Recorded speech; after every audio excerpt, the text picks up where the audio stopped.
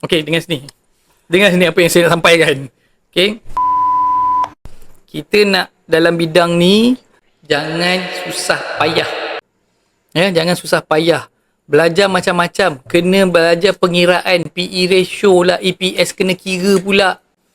Ya, semua dah ada dekat dalam tu. Tak payah nak kira-kira. Tak payah nak buat dalam listing PDF semua, tak payah. Ya, jangan bersusah payah, jangan susah payah belajar teknik-teknik yang bukan.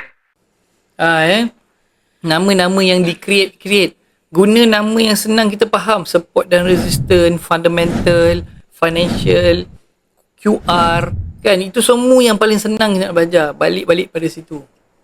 Ya, jangan yang bukan-bukan. Ya, ini tidak semua benda nak belajar. Ni ada teknik apa? Ken Slim lah, apalah.